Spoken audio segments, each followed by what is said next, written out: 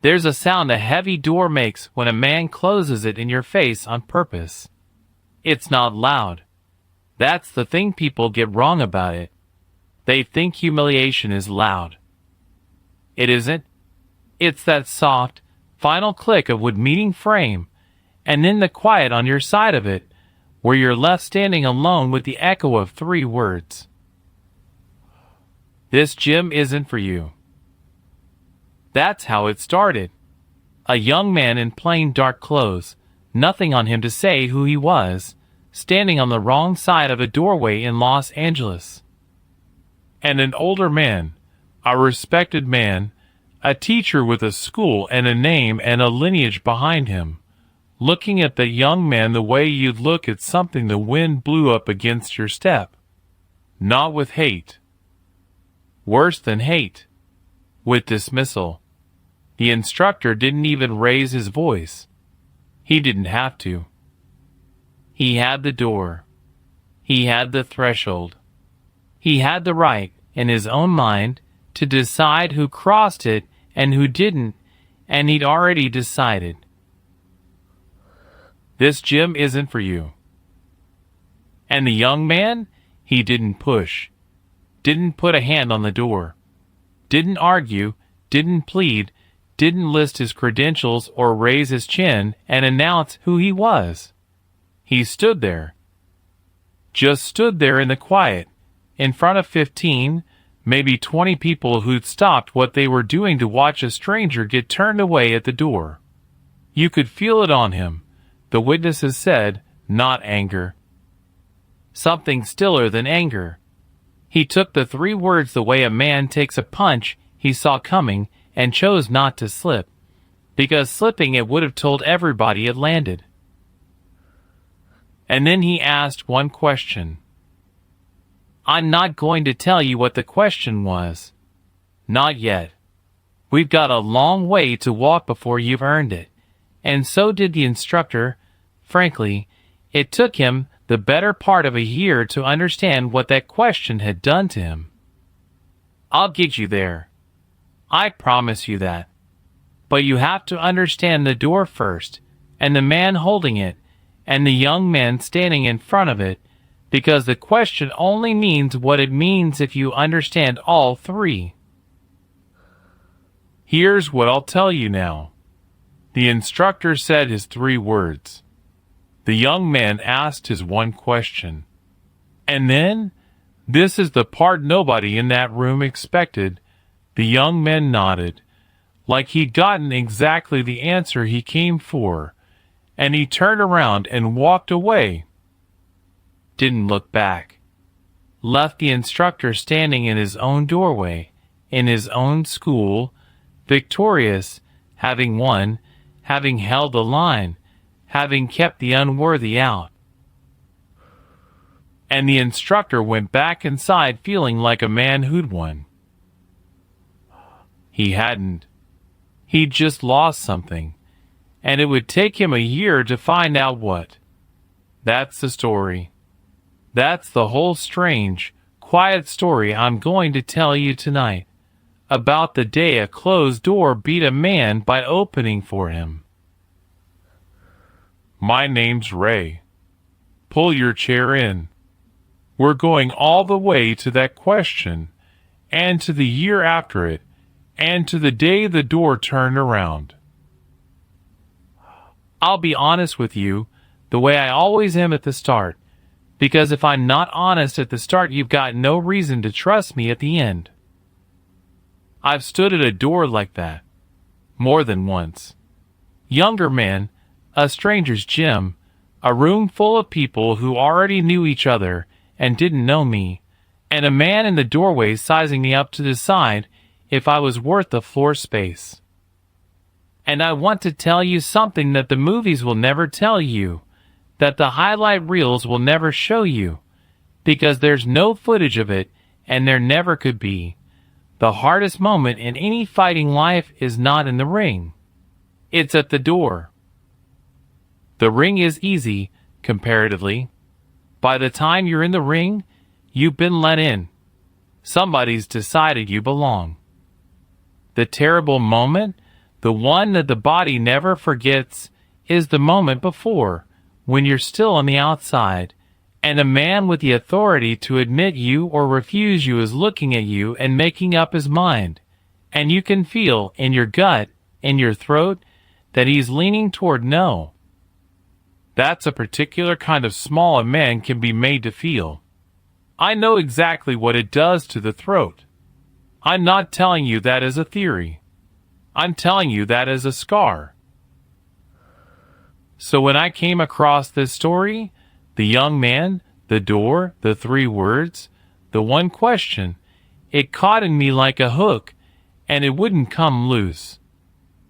Because most stories about Bruce Lee, and yes, you've figured out by now that's who the young man in the doorway is, most of them are about what his body could do.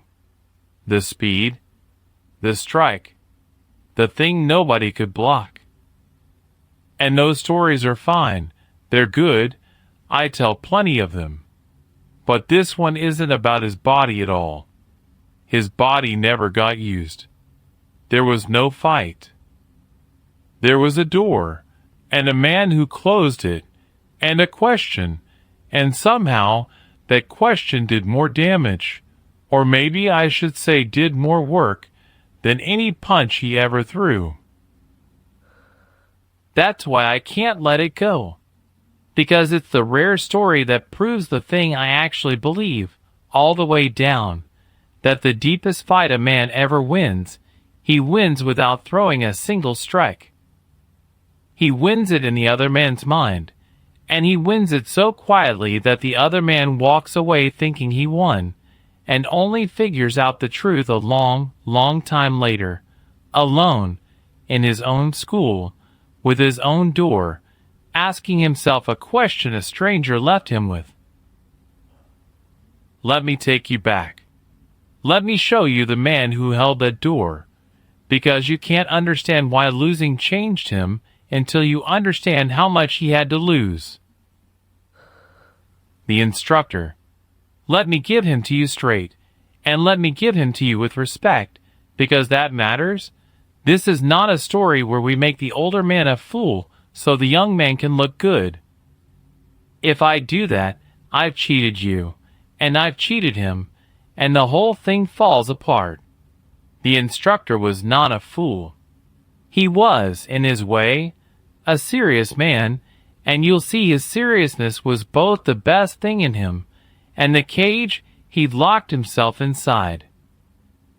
He ran a traditional school, old style, old lineage, the kind of place where the system came down through generations, hand to hand, teacher to student, and every form had a reason and every reason had a father and a grandfather behind it.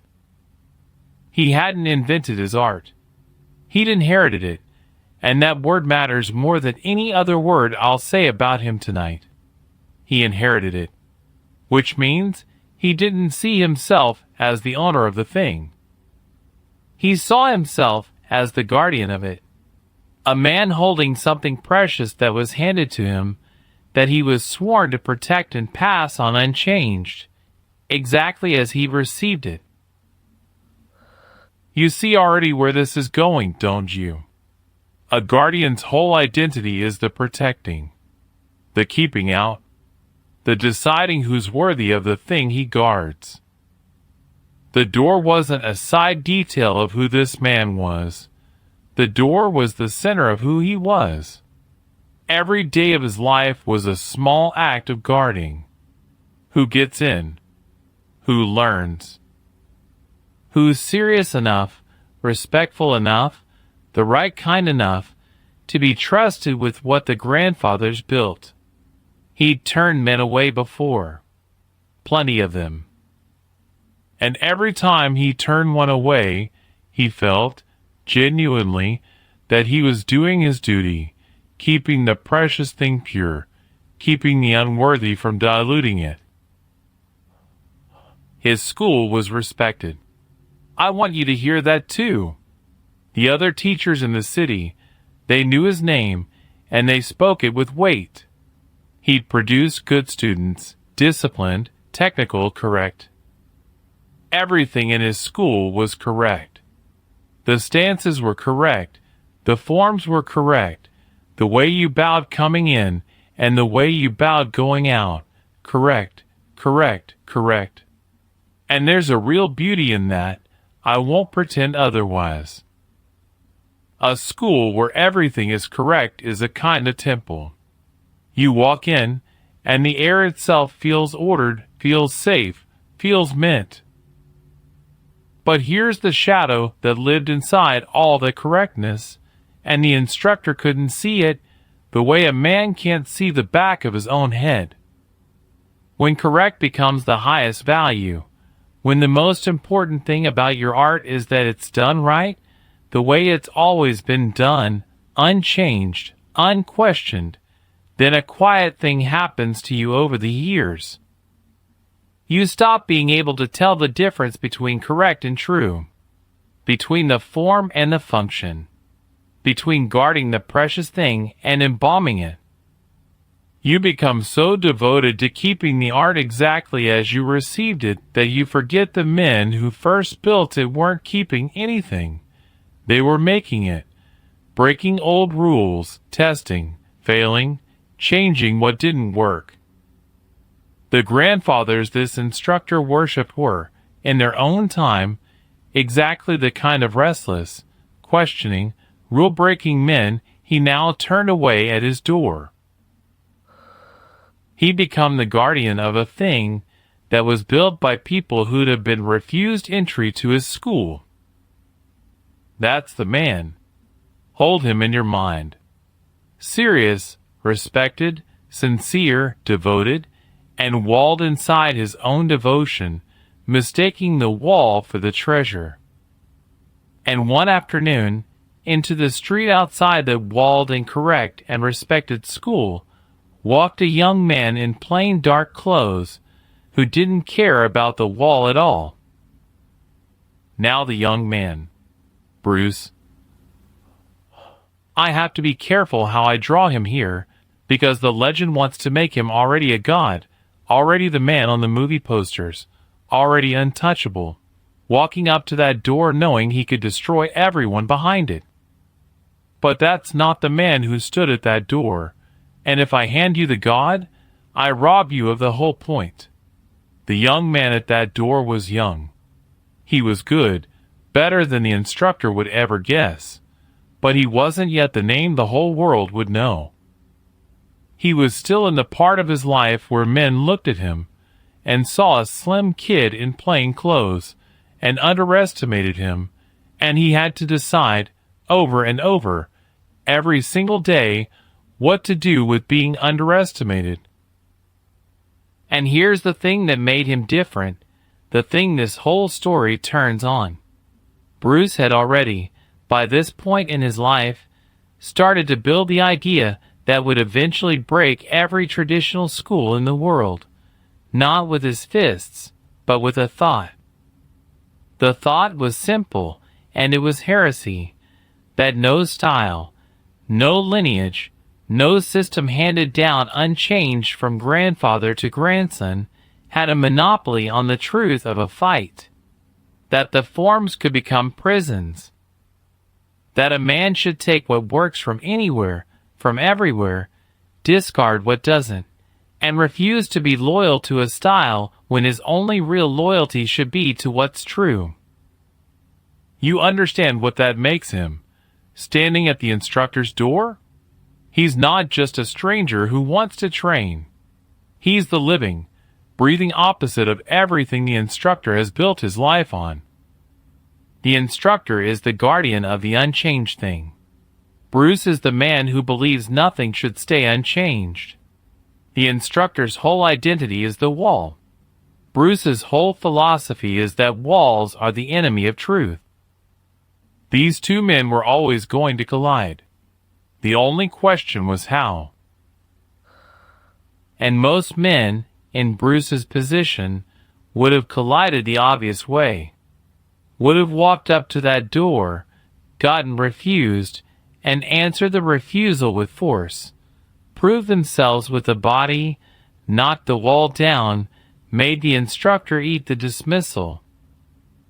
Lord knows Bruce had the tools for it.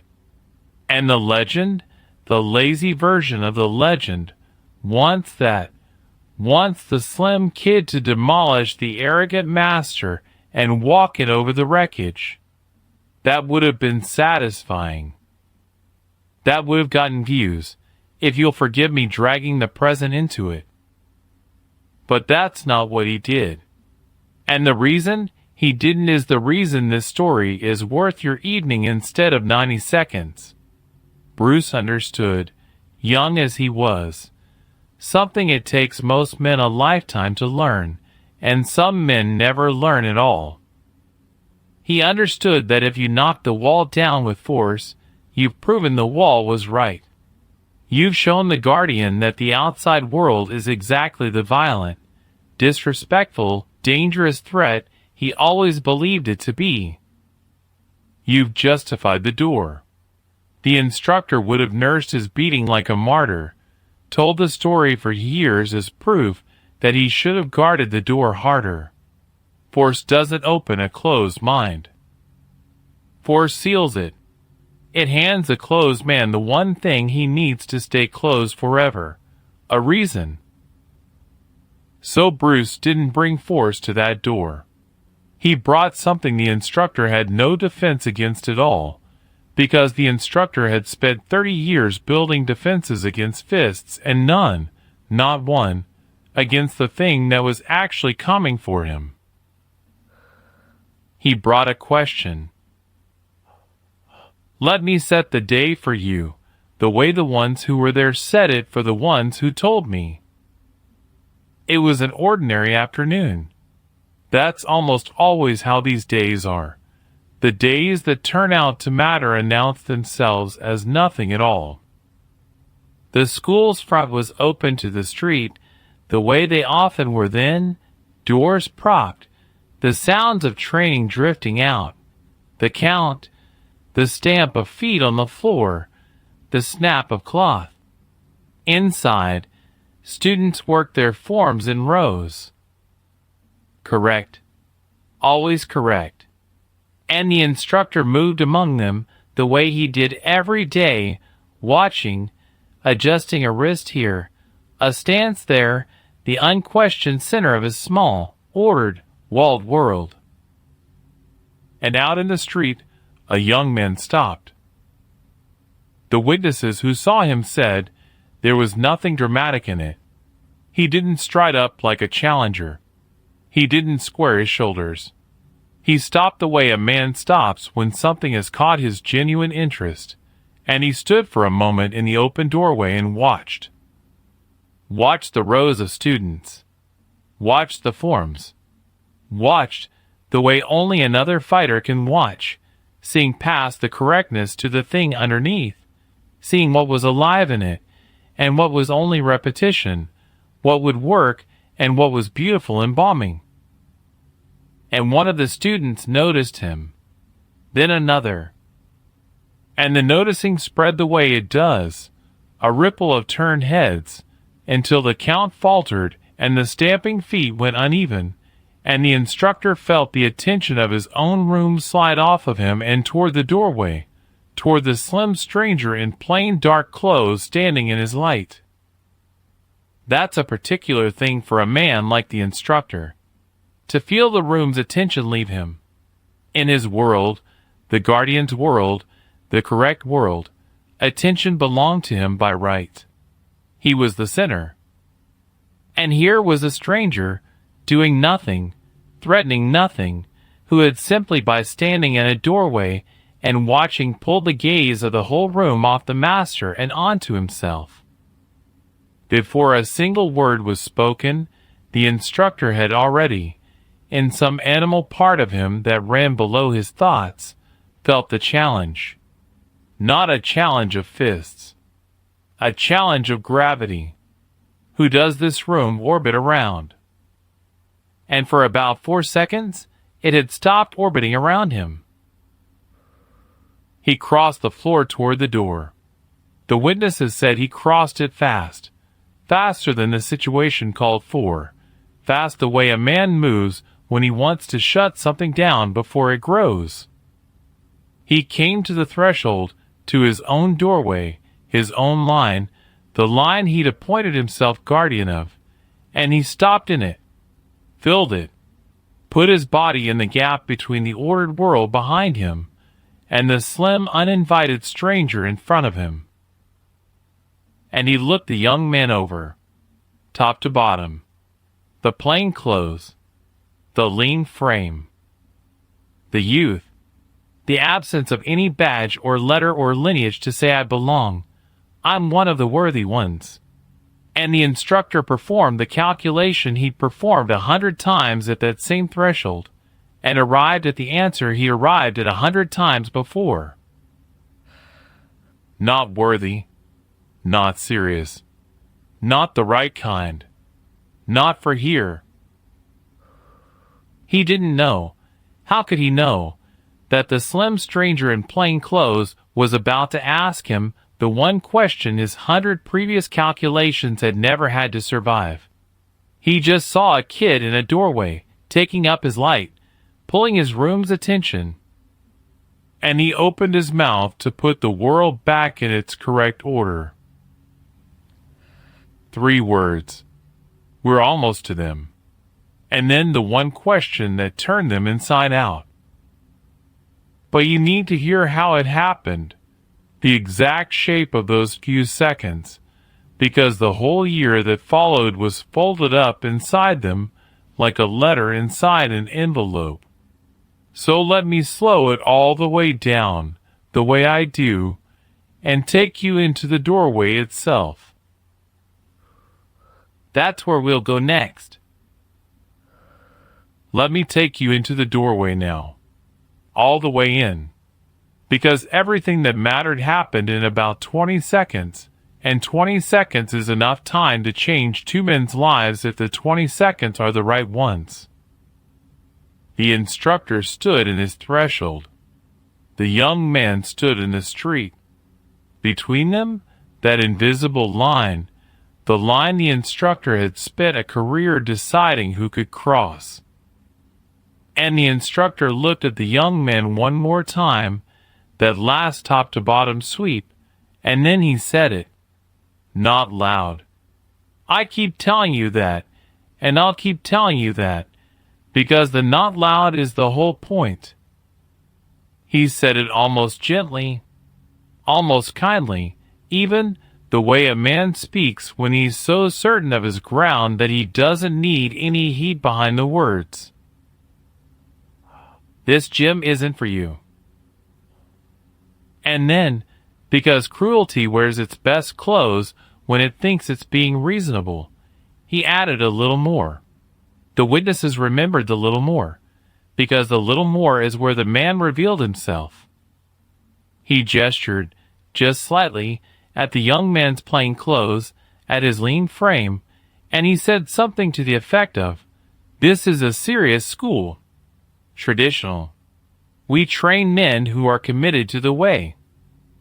I don't think you'd find what you're looking for here." You hear what he did there? You hear the knife inside the velvet? He didn't say you're not good enough. That would have been honest, at least, and honest is something a man can answer. He said you wouldn't find what you're looking for here, which is the dismissal dressed up as concern. It's the rejection that pretends to be doing you a favor. I'm not turning you away, friend. I'm sparing you a disappointment. This place is simply above what you're after. It puts the smallness on the man being turned away.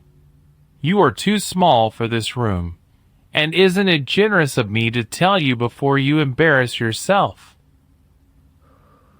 And the room behind the instructor heard it. That's the other thing. This wasn't private.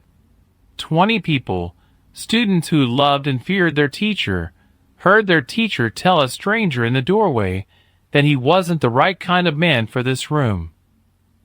And every one of them, in that moment, took the teacher's side, not out of meanness, but out of belonging. because the teacher had just drawn a line, and they were all on the inside of it, and the warm animal comfort of being on the inside of a line is one of the strongest feelings a human being can have. We are the worthy ones. He is not. You could feel the room close ranks. 20 people becoming a wall behind the one man in the doorway. So now it's not just an old man against a young man. It's a whole ordered world against a single stranger in plain clothes. Every advantage of numbers, of belonging, of authority, of home ground, all of it on the instructor's side of that line. And the young man had nothing on his side at all except the street behind him and whatever was inside his own chest. Most men break right here, not into violence, into smallness. They drop their eyes. They mutter something. They turn and go, and they carry the heat of it in their throat for the rest of the day, replaying it, thinking of the thing they should have said. The instructor had seen that 100 times. The dropped eyes. The retreat. It was, if I'm honest, the part of the ritual he'd come to expect. He'd said his words, drawn his line, and now he waited for the stranger to do the small thing that strangers did, and shrink, and leave, and confirm once more that the door had been right to close. That's not what the young man did. He didn't drop his eyes. I want to sit on this for a second, because it's the hinge of the whole thing, and if you blow past it you'll miss why the question that's coming hit as hard as it did. The young man heard the 3 words and the velvet-wrapped knife after them, and he heard the whole room close ranks behind the instructor, and he felt all of it land, and he didn't move. Not a muscle of retreat in him. He stood in that street as still as the instructor stood in that door, and he held the older man's eyes, and the witnesses said it was the stillness that started to change the temperature of the room. Because here's a thing I learned at all those doors I told you about, learned with my own throat. Stillness, real stillness, the stillness of a man who isn't afraid and isn't angry either, is one of the most unsettling things a human being can witness. We know what to do with a man who shrinks. We feel powerful. We know what to do with a man who flares up, gets loud, gets aggressive. We feel justified. We close the wall tighter. But a man who simply stands there, calm, unhurt, unhurried, looking at you with clear eyes after you've done your best to make him small, that man gives the room nothing to push against.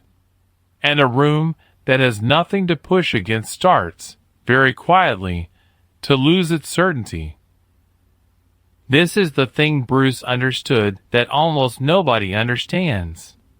He understood that the instructor's whole power in that doorway depended on Bruce reacting.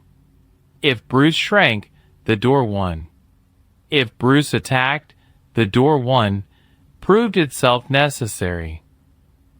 The door had only 2 outcomes designed into it, retreat or assault, and both of them fed it.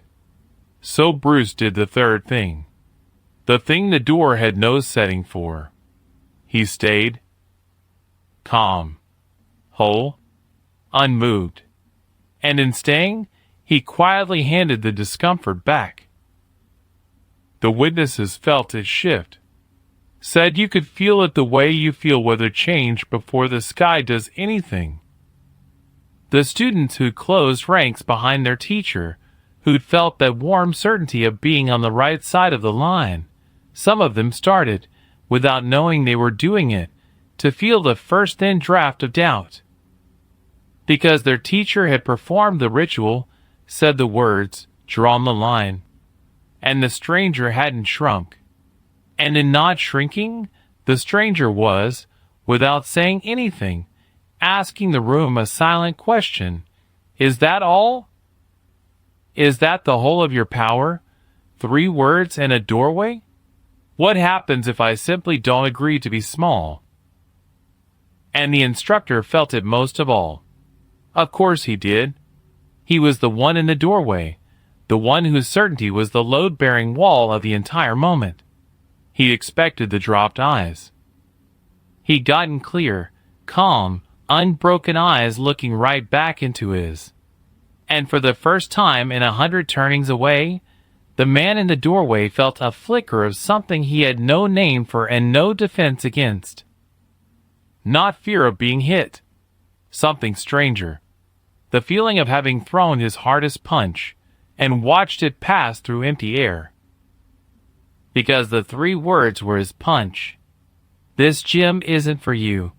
That was the whole of his force, the technique he'd refined over decades, the strike that had always landed and always dropped its target. And he'd just thrown it, clean, perfect, full weight behind it, at a man who simply hadn't been standing where the punch expected him to be. The young man took it without taking it. And now the instructor stood in his own doorway with his fist still extended, so to speak, into nothing, and 20 of his own students watching, and a stranger looking at him with calm, clear eyes, and he had no second technique. The 3 words were all he had. He'd never needed a second thing. Nobody had ever stayed standing. Now I want to talk to you about what a few seconds of silence weighs, because most people have never had to carry the kind of silence that filled the doorway, and I have. And I can tell you it weighs more than anything you can put on a barbell. A second of silence between 2 men who just had words is nothing. 2 seconds, still nothing. But by 4 seconds, 5 seconds, 6, when one man has spoken and the other man hasn't, and isn't going to, not yet, the silence starts to take on mass. It starts to cost. And here's the cruel mathematics of it. The silence costs the man who spoke far more than the man who didn't. Because the speaker put words out into the room, and now those words are just hanging there, unanswered, and the longer they hang the more naked they look. The young man, by saying nothing, was making the instructor's 3 words echo. Was making the whole room hear them again and again in the quiet. This gym isn't for you. This gym isn't for you. And words that sound like solid authority, the moment they're spoken start to sound, in a lengthening silence, like something a man said to make himself feel large. The instructor was a smart man. I keep insisting on that, and here's where it cuts against him.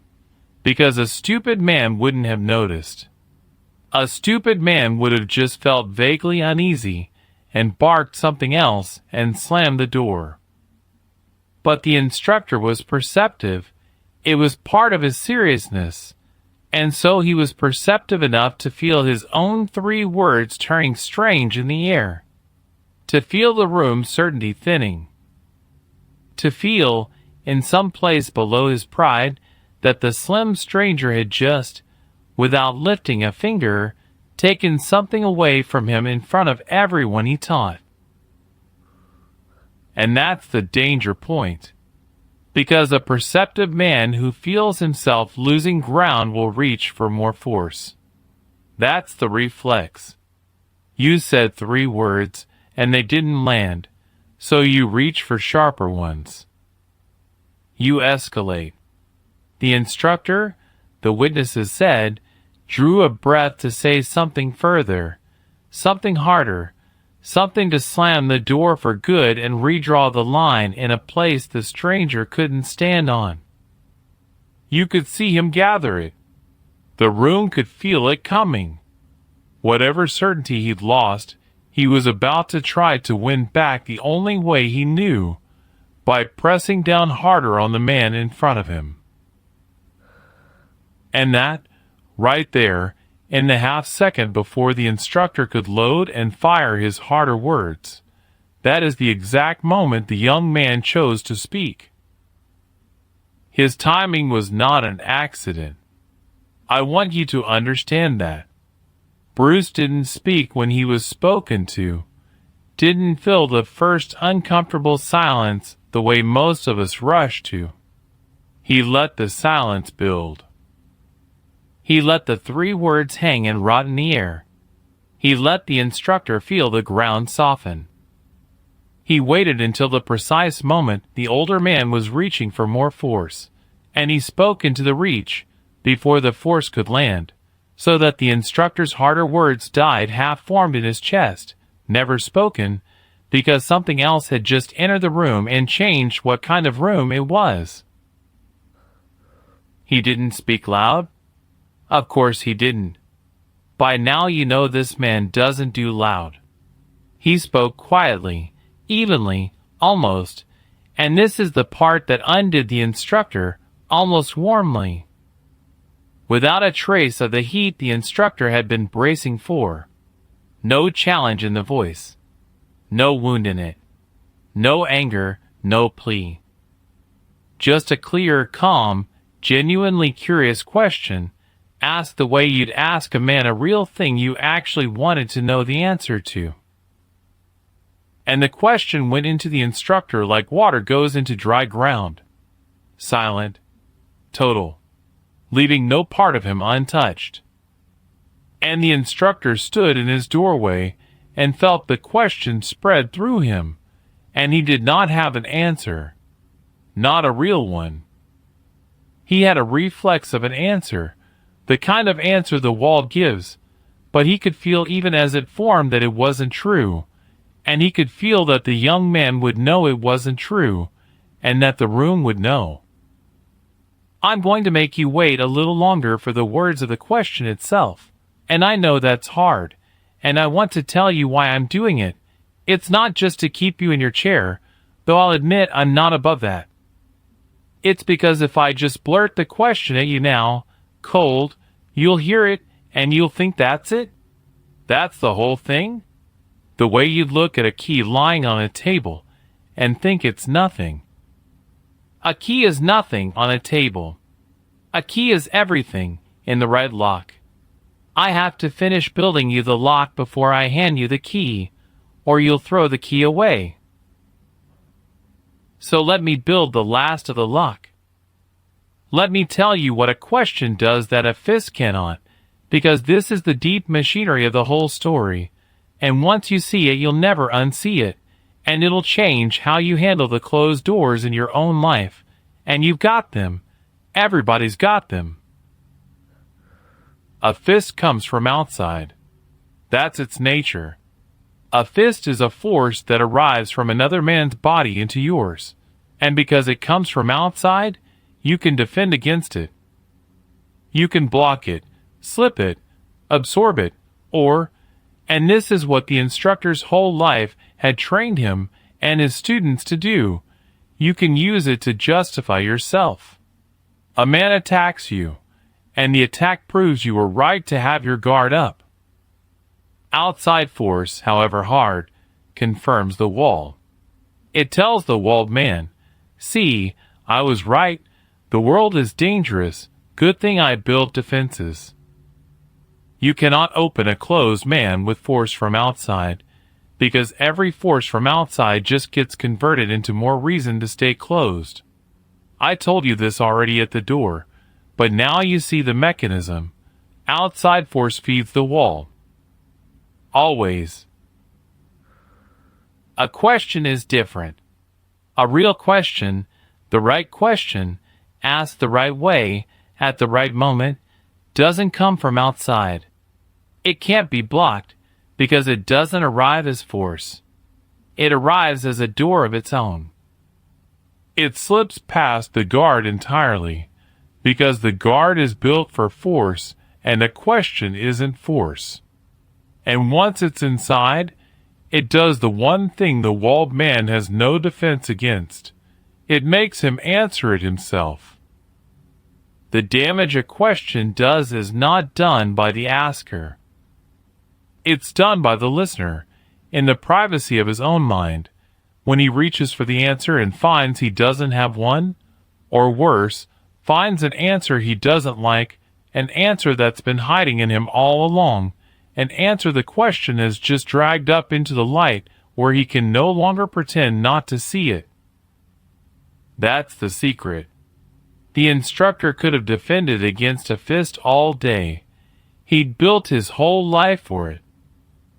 He had no defense against a man who, instead of attacking the wall, simply asked him a question about why the wall was there, and then walked away and left him alone with it. Because the wall can stop a fist. The wall cannot stop the owner of the wall from lying awake at night wondering what the wall is for. And that is exactly what Bruce did, and exactly why it worked, and exactly why it took a year. He didn't break the wall. He didn't even push on it. He just asked the man who built it one quiet, warm, genuinely curious question. A question the man couldn't answer honestly without his whole world tilting, and then he nodded, and turned, and walked away, leaving the question inside. Where the instructor would have to live with it. Where there was no fist to block, no enemy to repel, no attack to justify the wall against. Just a man, alone, behind his own correct and ordered defenses, holding a question he couldn't put down. Now I think the lock is built. Now I can hand you the key, and you'll feel its weight, and you'll understand why a man would spend the better part of a year turning it over in his hands before he understood what it opened. Let me take you back to the doorway, to the exact moment, to the young man speaking into the instructor's half-loaded breath. Let me give you the question. That's where we go next. Here it is. I was there in the telling enough times, heard it from enough mouths that knew that I can put you in that doorway now and let you hear it the way the room heard it. The instructor had drawn his breath. He was loading the harder words, the ones meant to slam the door for good. And the young man, calm, warm, unhurried, looked at him with those clear eyes, and before the harder words could come, he asked it. Who decided that? That's it. 3 words back at the man, against the man's 3 words. Who decided that? Now wait. Don't move past it. I told you you'd look at the key and think it was nothing, and maybe you just did. So let me turn it in the lock right in front of you, and you'll hear the tumblers fall, one by one, the way the instructor heard them. Who decided that? On its surface, it's almost nothing. A small question. Could even sound, for half a second, like a kid being cheeky. Who decided I can't come in you? But it wasn't asked cheeky. It was asked warm, asked genuine, asked the way you ask a man a thing you truly want to understand. And asked that way, in that doorway, into that breath, those 3 words went down through the instructor like a stone through still water, and on the way down they touched every single thing the man had built his life on, and the witnesses said you could watch it happen on his face.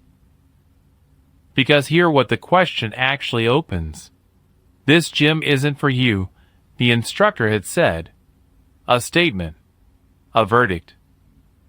A line drawn with total authority. And the young man didn't argue with the verdict. He didn't say yes it is, or you're wrong about me, or let me prove myself. All of those would have kept the instructor in power. They'd have accepted that the instructor was the judge, and only argued the sentence.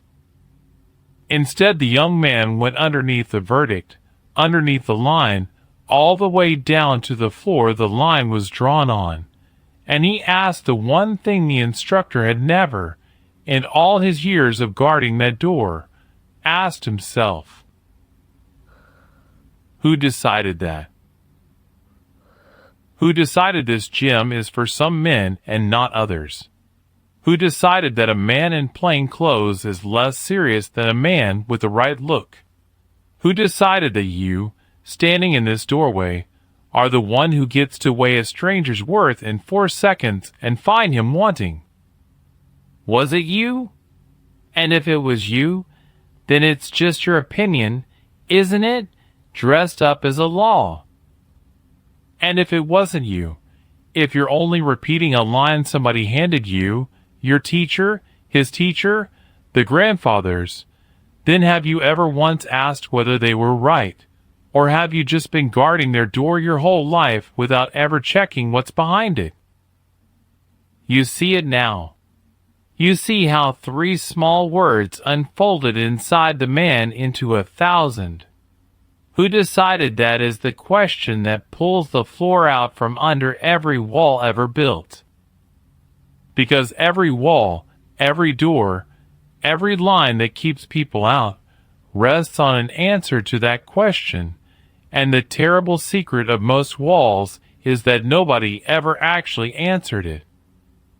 The wall just got built by somebody sometime, for some reason maybe good and maybe long dead, and then it got inherited and guarded, and the guarding became so total that nobody remembered or dared to ask who decided this, and were they right?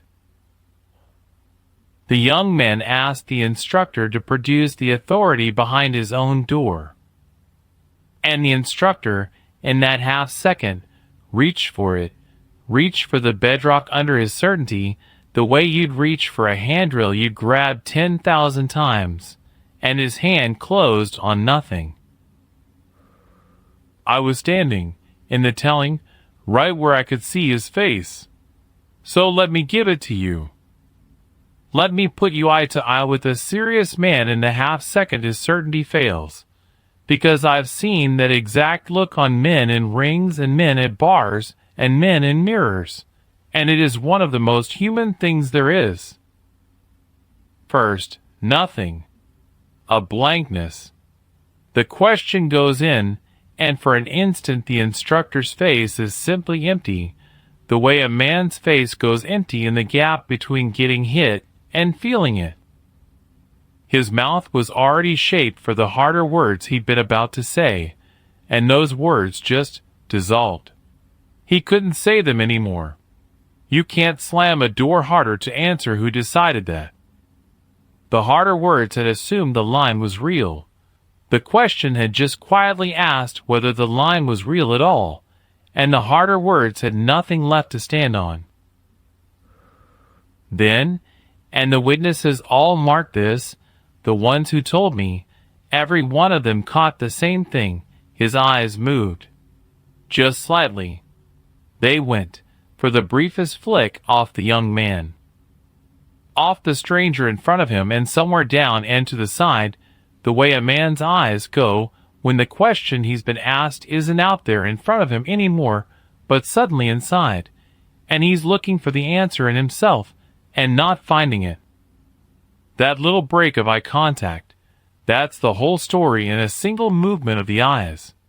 For one instant, the guardian of the door stopped looking at the man he was turning away and started looking at himself, and did not like the silence he found in there. And then the reflex came.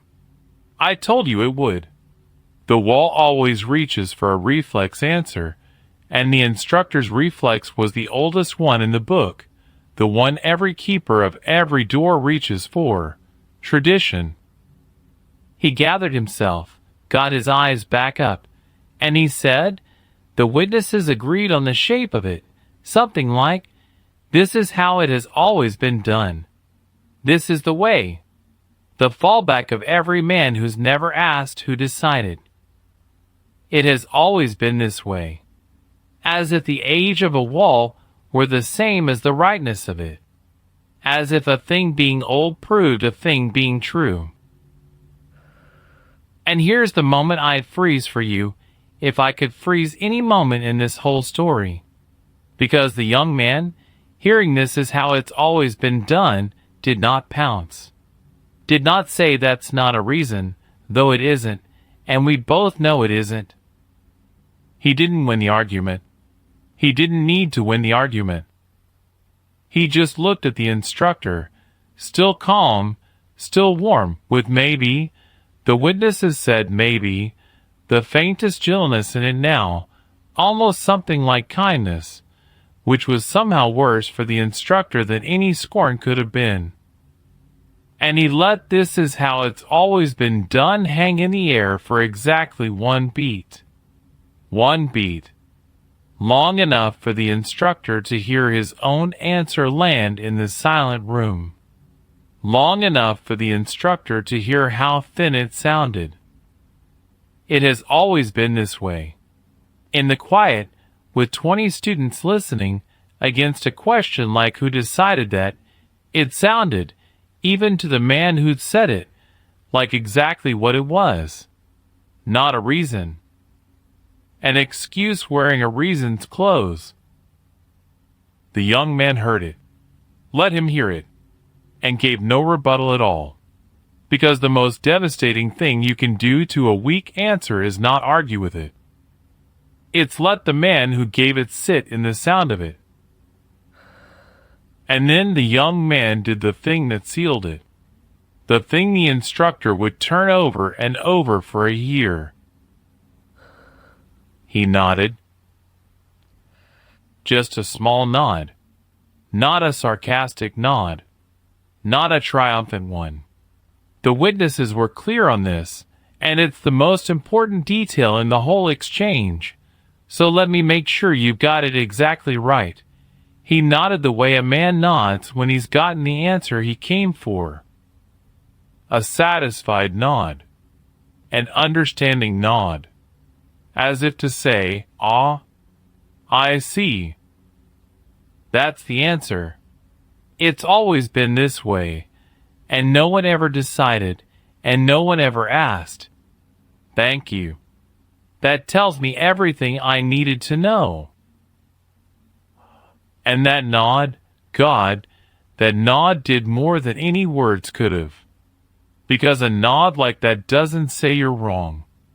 It says something far heavier. It says I understand you now, more completely than you understand yourself.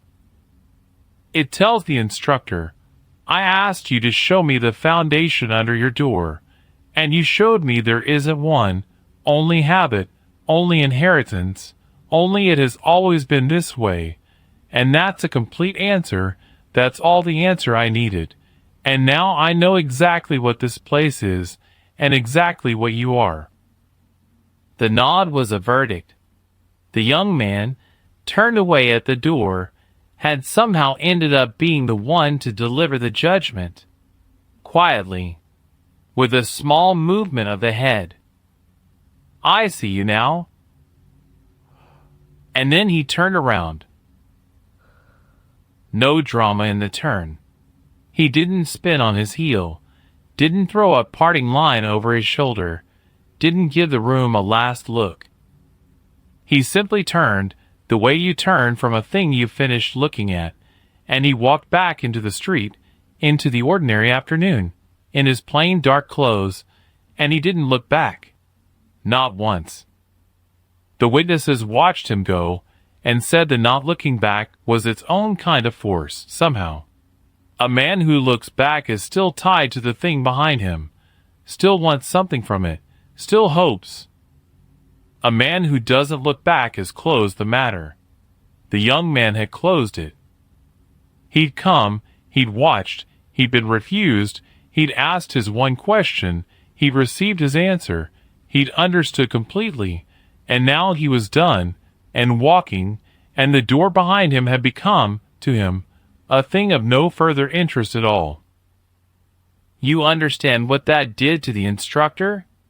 The instructor had won. By every visible measure he won. The stranger was leaving. The door was held. The line was kept. The unworthy man was walking away down the street exactly as 100 unworthy men had walked away before him. The instructor had every reason to feel the warm settling of victory. The room defended, the order restored, the wall intact. And he felt none of it. That's the thing. That's the whole strange engine of this story. He'd won, and it felt like losing, and he couldn't for the life of him explain why. He stood in his doorway and watched the slim stranger's back grow smaller down the street, and instead of relief, he felt. The witnesses couldn't see this part, of course. No one could. This part only came out later, much later, when the instructor finally told it himself. He felt a question lodged in his chest like a splinter you can feel but can't find to pull out. Who decided that? It went with him back inside. It stood next to him while he tried to restart the class. It watched him correct a student's wrist, and it asked him, quietly, who decided that wrist is wrong, you, or someone you never questioned. It sat down with him after the students left. It would not leave. Let me stay in that school a moment longer, after the young man was gone, because the air in there had changed and the instructor was not the only one who felt it. The students had watched the whole thing. And students, good students, the kind a serious school produces, are watchers by training. They spend their days watching their teacher, copying him, taking his certainty as their own. And what they had just watched was their certain teacher meet a question he couldn't answer, and reach for "it's always been this way," and hear how thin it sounded, and receive a nod that judged him, and stand in his own doorway feeling like a loser in the moment of his win. They watched all of that. And you cannot unwatch a thing like that. Nobody said a word about it, of course. You didn't in a school like that. The class resumed, the count picked back up, the feet found their rhythm on the floor again, correct, correct, correct. On the surface, order restored. But something had gotten in. The same splinter that was in the teacher was now, in smaller pieces, in some of them too, because the stranger's question hadn't only been aimed at the instructor. Who decided that is a question that, once it's been asked out loud in a room, belongs to everyone in the room. And a few of those students went home that night and lay in the dark and found, to their own surprise, that they were turning it over. Who decided the way I was taught is the only way? Who decided what we keep out? Has anyone ever asked? Or have we all just been guarding a door because the man before us guarded it? That's how it spreads. That's how a single quiet question, asked once in one doorway, by a man who then walked away and didn't look back, can start to work its way through a whole ordered world like water finding the cracks in stone.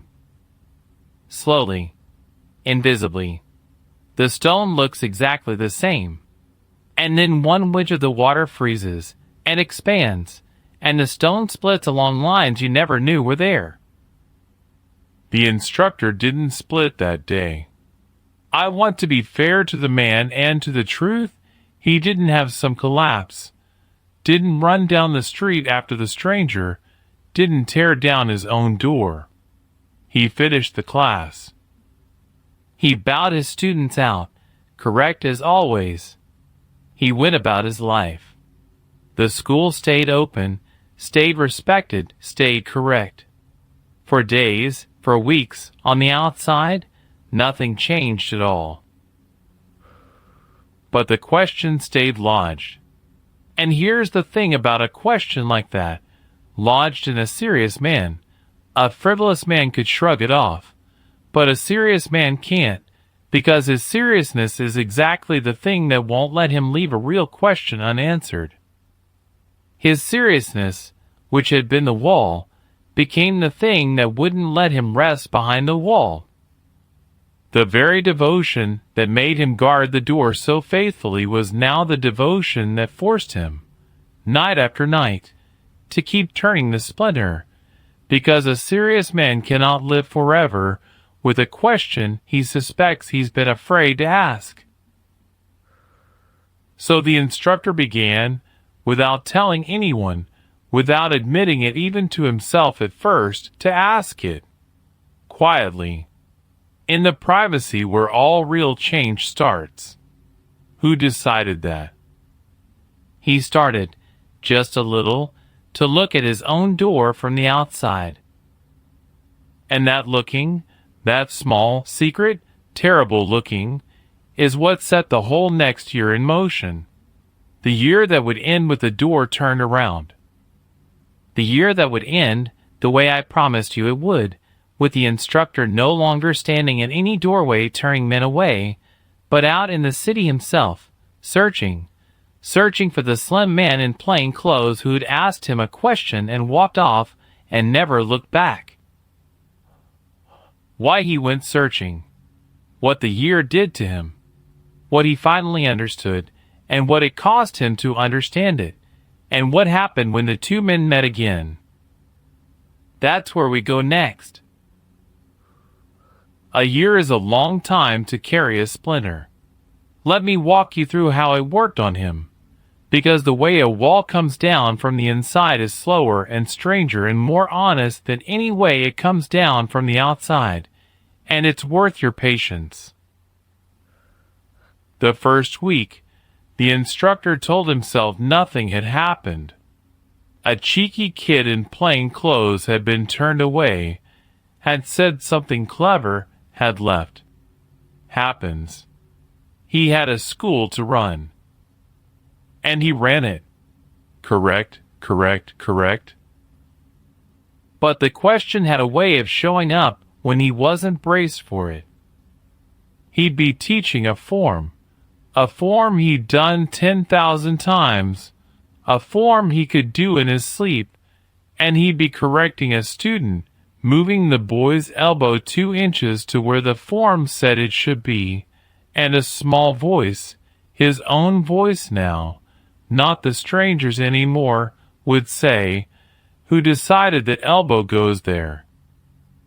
And the honest answer, the first honest answer he let himself have, was, "I don't know. My teacher put my elbow there. His teacher put his elbow there." And the next question came right behind it, the way questions do once you let the first one in. And did it ever once help anyone actually win a fight, that exact elbow, 2 inches this way instead of that?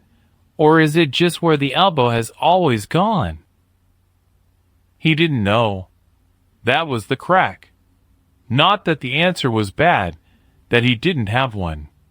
30 years of moving elbows to the correct place, and he had never once asked whether the correct place was the true place, or just the inherited one. He'd been so busy guarding the form that he'd never tested it. And a man who tests nothing, the instructor began to understand, late at night, alone, is not a master. He's a curator. He's a man dusting the furniture in a house he's never actually lived in. Now, I want to be careful here, because this is where the lazy version of the story would have him throw it all away. Tear down the school. Burn the forms. Declare everything he'd learned worthless.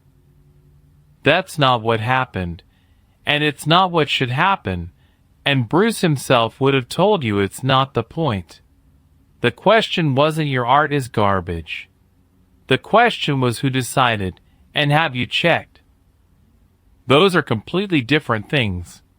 A man can ask who decided that elbow goes there, test it honestly, and discover, you know what, that elbow goes there for a real reason. Here's the reason. It protects the ribs. It's true and not just inherited. That's a good outcome. That's the question doing its proper work. The point was never to destroy the inheritance. The point was to stop guarding it blind, to actually look at the precious thing you're protecting and find out which parts are gold and which parts are just old. And that's what the instructor, slowly, secretly, began to do. He started testing his own forms. Quietly, after the students left, alone in his school in the evening light, he started asking each piece of his inherited art the stranger's question. Who decided this? Is it true, or is it just old? And he found, this is the part that humbled him most. He found that a great deal of it was gold. Real, tested, true, earned by the grandfathers in real fights, and his devotion to it had been right. But he also found, here and there, threaded all through it, pieces that were only old. Habits that had calcified into rules. Movements kept not because they worked, but because changing them felt like betrayal. Embalming, just like I told you. And he'd been guarding the gold and the embalming with exactly the same fierce certainty, unable to tell them apart, because he'd never once asked which was which. But the forms were the easy part. Forms are just movements. A serious man can examine movements without it costing him too much. The hard part, the part that took most of the year, was the door itself. The turning away. The deciding who was worthy. Because once who decided that had gotten into his forms, it was never going to stay there. It spread the way I told you it spreads. And one evening it arrived at the door, the actual door, the threshold he guarded his whole life, and it asked him the thing he'd been avoiding since the stranger walked off down the street. Who decided that you get to look at a man for 4 seconds and know his worth? And the instructor made himself sit with that one. Made himself, for the first time, stand on the other side of his own door, in his imagination, in his memory, and feel what it was like to be the man being looked at. The man in plain clothes. The man being weighed and found wanting in 4 seconds by someone who knew nothing about him. And when he let himself feel that, really feel it, the smallness of it, the injustice of being summed up and dismissed by a stranger who'd appointed himself judge, something turned over in the instructor that never turned back. He remembered, he admitted later, all the men he'd turned away. Not the kid in plain clothes, all of them. Years of them. The ones who didn't look right, didn't have the bearing, didn't carry the markers of the worthy kind. And he'd told himself, every time, that he was protecting the art, guarding the precious thing. But now, standing on the other side of his own door, he had to ask, how many of those men did I turn away because they were truly unworthy? And how many did I turn away because they simply didn't look like what I decided a worthy man looks like? How many golden men did I refuse because I couldn't tell gold from old in a person any better than I could in a form? He would never know. That was the weight of it. The men he'd turned away were gone, scattered into the city, into other schools or no schools, and he'd never know how many of them had been the real thing, refused at his threshold by a man who mistook his own taste for a law of worth. Who decided that? He had. He decided it, every time, and called it tradition, so he'd never have to feel the deciding. Now, here's where I have to say something, because some of you are sitting there thinking the instructor was just a villain finally getting his comeuppance, and I won't let you have him that cheap. This was a good man. Hear me. It takes a good man to do what he was doing, to turn the hard question on himself, alone, with no one watching, no one forcing him, when it would have been so much easier to shrug the kid off and stay comfortable behind the wall. Weak men can't do this.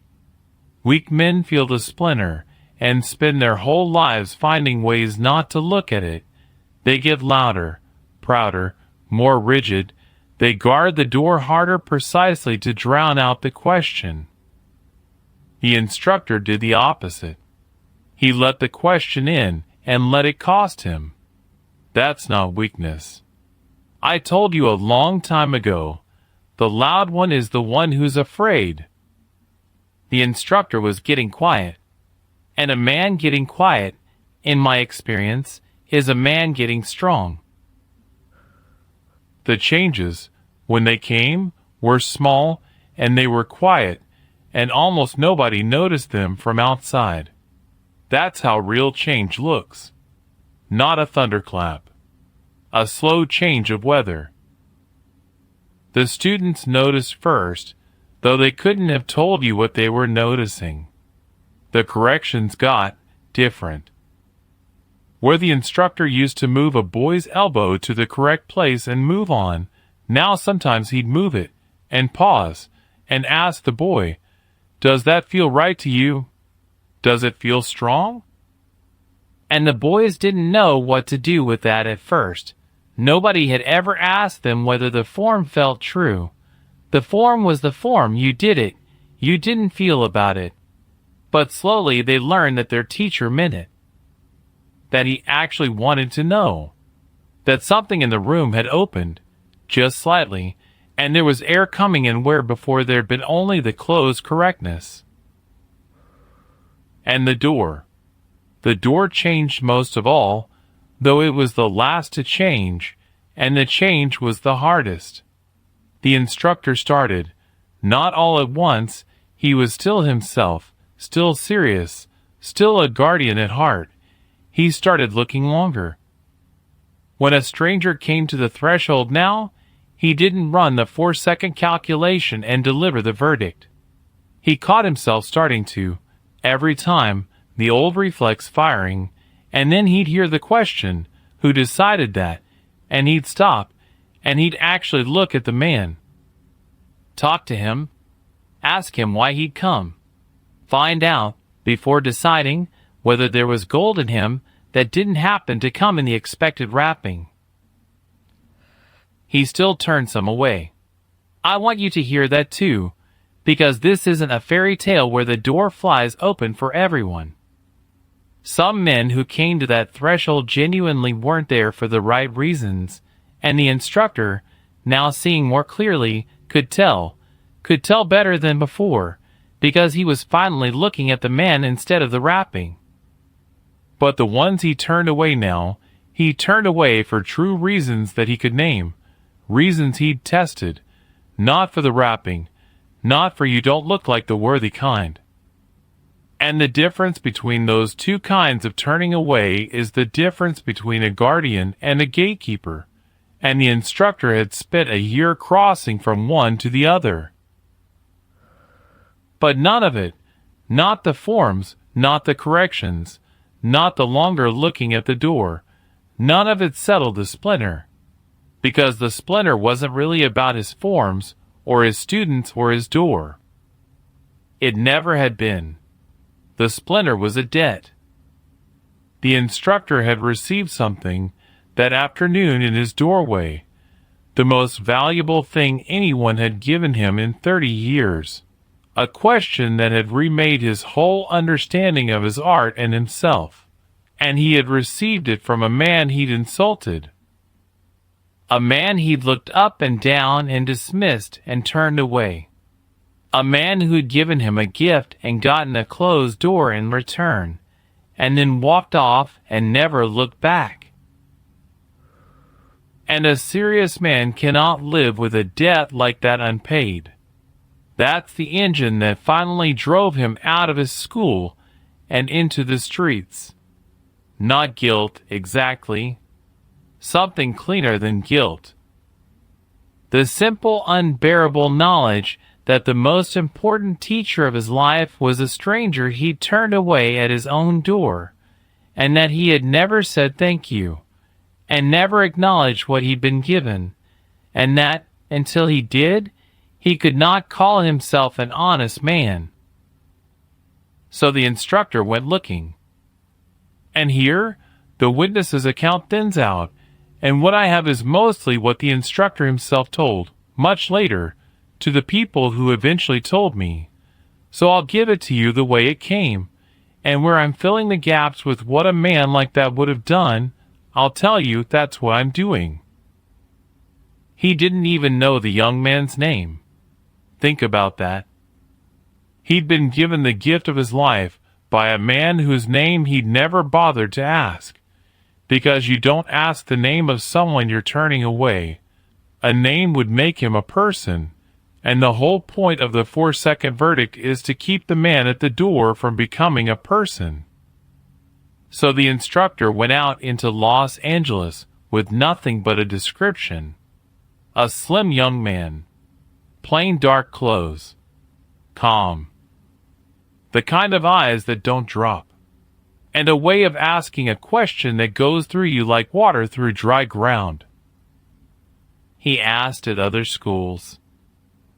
This cost him something, and I want you to feel the cost, because a respected master walking into rival schools, asking after a young man in plain clothes who'd impressed him, was a man visibly admitting that he'd met someone who'd gotten the better of him. The old instructor, the one from a year before, would never have done it. His pride wouldn't have survived the asking. But the new one, the quieter one, walked into those schools and asked his question and let the other masters look at him funny, and didn't care, because the debt was bigger than the pride now. That right there, that's the whole measure of how far he'd come. A year ago his pride ran the man. Now the man ran his pride. And word travels in a martial arts community. A slim young man in plain clothes who asked unsettling questions, who saw through forms, who'd already started, here and there, to make a name as someone who trained differently, who mixed what worked from everywhere and scorned loyalty to any single style. That man was getting talked about. Not famous yet, but talked about. And the instructor, going school to school, gym to gym, following the thread of have you seen a young man who started to close the distance. Started to understand, too, as he heard more about who the young man was, exactly what he'd turned away at his door. Not just a clever kid. A man building a whole new way of thinking about the art, the living opposite of everything the instructor had guarded. And the instructor had had that man on his doorstep, had been handed the future at his own threshold, and had told it this gym isn't for you. The closer he got, the more the meeting frightened him. Because what do you say? A year ago I insulted you and turned you away, and you asked me one question, and that question took my whole life apart and built it back better, and I've come to say thank you, and I don't even know your name. How does a serious man, a proud man, a respected master, walk up to a young stranger he once dismissed and say that? Every step closer to finding the young man was a step closer to the most humbling conversation of his life. And he kept taking the steps. That's the thing I keep coming back to about him. He kept taking the steps. Let me stop the search for a moment, just before the two men meet again, because I don't want you to misunderstand what the instructor was actually out there looking for. And he didn't fully understand it himself, not until he was close.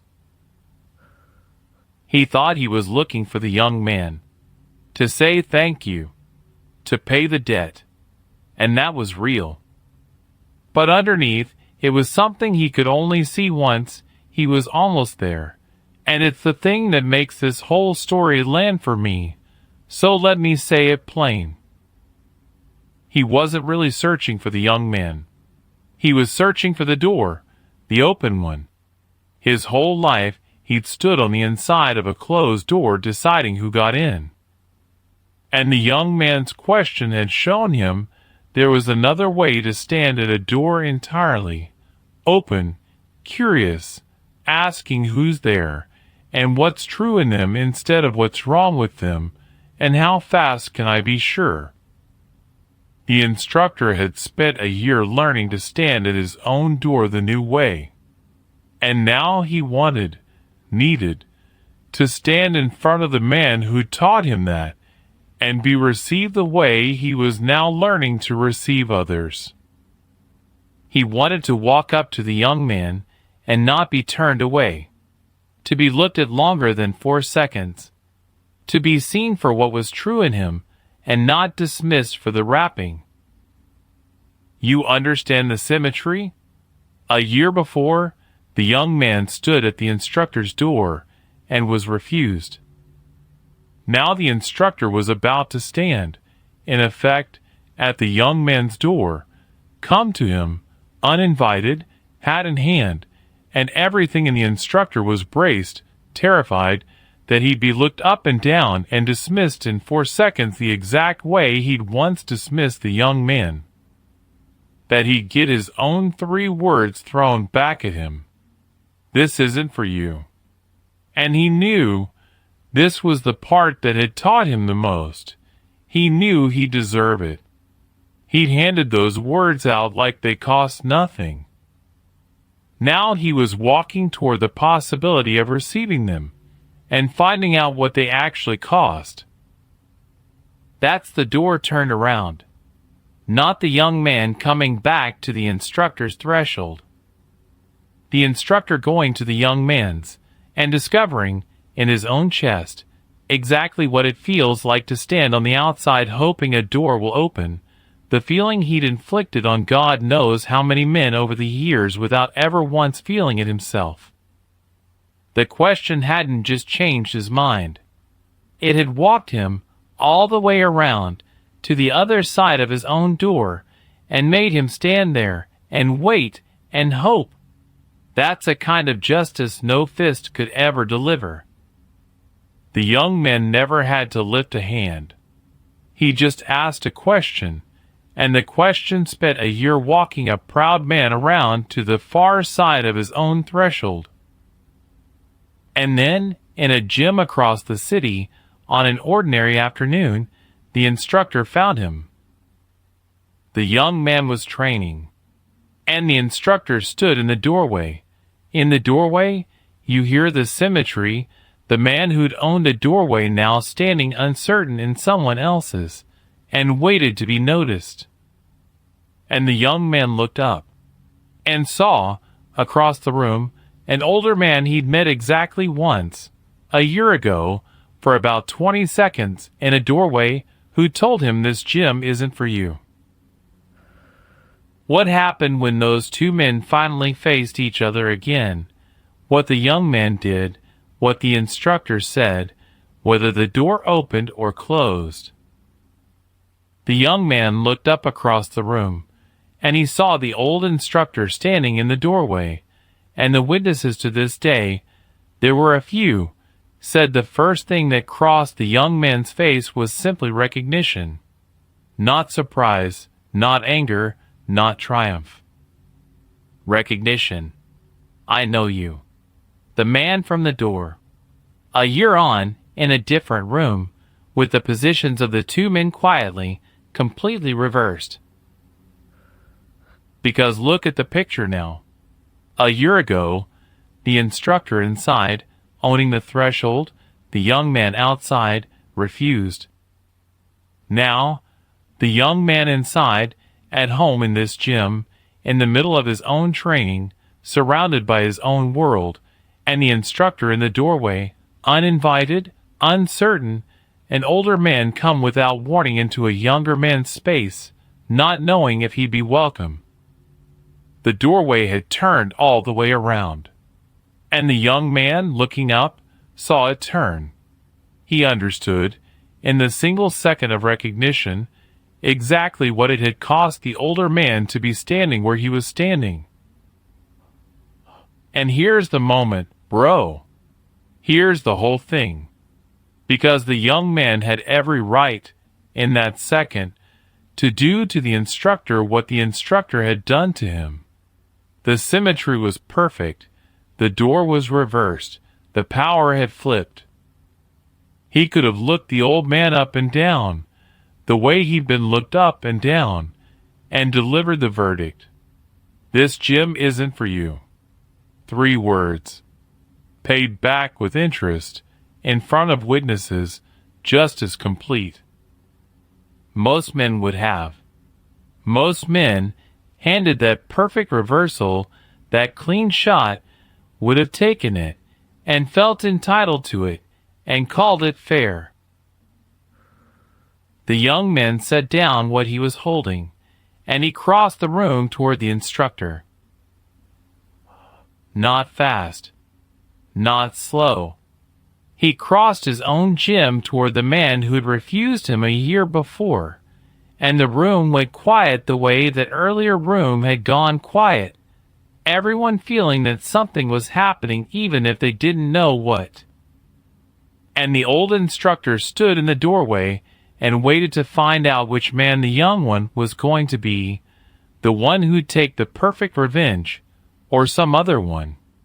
And the instructor, to his credit, didn't flinch from it. He'd come to stand exactly here. He'd come to find out what it felt like to wait on the wrong side of a door. So he waited, and he took it, whatever it was going to be. The young man stopped in front of him, looked at him, and the witnesses said it was a long look, longer than 4 seconds, far longer, the look of a man actually seeing the man in front of him. And then he did the thing that finished the whole story, that paid every debt in both directions at once, that I have carried around in my chest since the day I first heard it. He stepped aside, and gestured the old instructor in. He stepped aside and gestured him into the gym, past the threshold. The exact thing the instructor had refused to do for him a year before, the young man did without a word, in the first moment he had the power to refuse. And I have to stop and tell you what that is, because it's easy to hear it as just a nice gesture, and it is so much more than a nice gesture. When the young man stepped aside and waved the old man in, he wasn't only being gracious. He was answering his own question. A year before, he'd asked the instructor who decided that, who decided who's worthy, who gets in, who gets refused. He'd asked it, and gotten it's always been this way, and a closed door. And now, with the doorway turned around and the power in his own hands, the young man answered the question the way it should be answered. Who decides who gets in? Not tradition. Not the rapping a man comes in. Not a 4-second verdict. I do, and I decide with my eyes open, looking at the actual man, and I decide yes. He didn't just refuse to take revenge. He showed the instructor, in one motion, what the open door looks like that the instructor had spent a whole year trying to learn to stand it. He demonstrated the answer. The old instructor stepped through, and the witnesses said, "This is the detail that gets me every time." They said that as he crossed that threshold, the threshold he come terrified he'd be refused at, something in the old man's face came loose. A year of carrying the splinter, a year of walking around to the far side of his own door, a year of being afraid he'd get his own 3 words thrown back at him, and instead the man he'd wronged had simply stepped aside and let him in. The relief of it, the grace of it, on a proud man's face. Some of them said he looked, for a second, like he might not be able to keep his composure. He kept it, but it was close. And then they talked, the 2 of them, off to the side of the gym, while the room slowly went back to its training. And I don't have that conversation word for word. No one does. It wasn't the kind of thing said loud, but I have its shape, and the shape is enough. The instructor told the young man what the question had done. The whole year of it. The forms he'd tested, the gold he'd found, and the embalming he discarded, the men he'd turned away that he could never make right by, the door he'd learned to stand at differently. He told the young man, "You asked me who decided. And I have spent a year finding out that for 30 years nobody did. I just guarded a door because the man before me guarded it. You gave me back my own art by making me ask whether I'd ever really owned it." And then, the thing he'd come across a whole city to say, he said thank you. A respected master, to a young man in plain clothes he'd once turned away. Thank you. And the young man, what did he say after all that? The instructor remembered it, and it's the last piece of the day I'll give you before I pull back. And it's so much like him, so completely the man this whole story has been about, that you'll feel you knew it was coming. He didn't accept the thanks the way you'd accept thanks. He didn't say you're welcome, didn't take the credit, didn't stand on the high ground the older man was so generously handing him. The instructor said the young man looked at him with that calm warmth and said something close to this, that he hadn't given the instructor anything, that he'd only asked a question, that every bit of the work, the year, the testing, the discarding, the changing, the walking all the way around to the far side of his own door, every bit of that the instructor had done himself. The young man had just asked. The answering was the older man's, all of it. The young man wouldn't take it from him. You hear what that is? It's the deepest thing in the whole story, and he says it like it's nothing. I didn't change you. A question can't change a man. You changed you. I only asked. That's the truth about every real question and every real teacher, and it's why Force could never have done what the question did. Force takes the other man's agency away, beat him, and the change is yours, done to him, and he'll resent it forever. A question gives the other man's agency back. Ask him, and walk away, and whatever he builds in the year that follows, he builds, and it's his, and he keeps it, because no one took it from him, and no one can. The instructor came to give the young man credit for remaking his life, and the young man's last act of teaching was to refuse the credit and hand the man back his own ownership of himself. You did this. Keep it. The instructor kept it. He went back to his school. The witness's account ends about here, and so does what I can swear to. But the shape of a life like that doesn't hide. A school where the teacher asks, does it feel true to you? Where the door opens longer than 4 seconds. Where the man at the front is a guardian of the gold and not the embalming. That's a different school than the one the young man stood outside of a year before. The question changed the man's own answering changed the man, and the changed man changed everyone who walked through his now open door. Water finding the cracks. One quiet question, asked once, spreading out across years and rooms and students and their students, all of it starting with a slim young man in plain clothes who got told this gym isn't for you and answered with who decided that, and walked away and never looked back. Now I pull back, the way I always do at the end, and I tell you what I actually know and what I don't, because I won't send you to bed having let you mistake a good story for a documented one.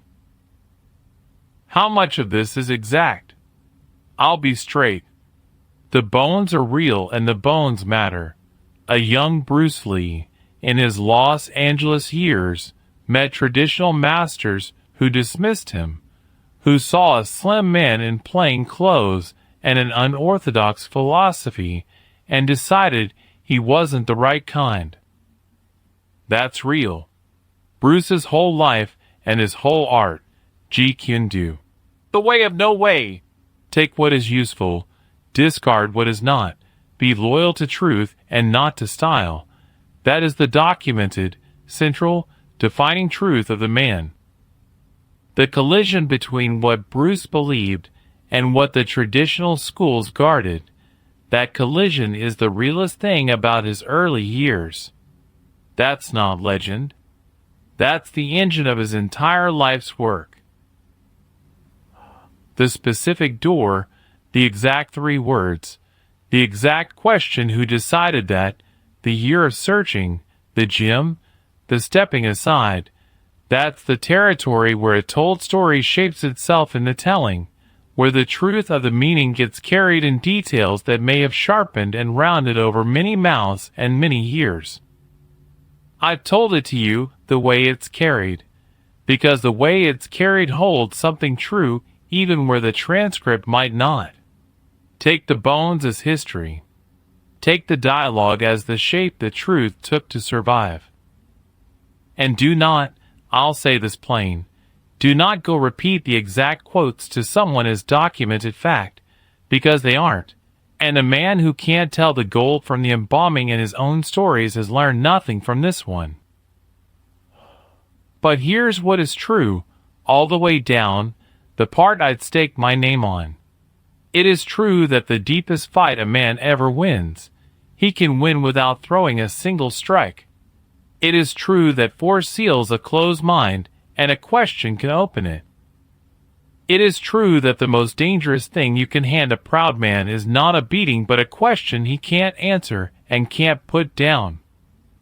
And it is true, this is the one I want you to take to bed, that who decided that is the most quietly devastating question in any language, because nearly every wall, every door, every line drawn to keep someone out, every "this isn't for you," rests on an answer nobody ever actually gave. It just got built, and inherited, and guarded, and called tradition, so no one would have to feel the deciding. So let me leave you the way the young man left the instructor, with the question, and then with the quiet, and let you do the answering yourself, because the answering was always the part that mattered. You've got a door. Everybody's got one. A line you guard. This isn't for you. You hand out to other people, or more often, more quietly, more cruelly to yourself. Some room you've decided you're not the right kind of man to walk into. Something you've decided isn't for you, and you've called it realism, called it knowing your place, called it it's always been this way, and you've stood guard at that closed door of your own life for years, and never once asked the only question that could open it. Who decided that? Who decided that's not for you?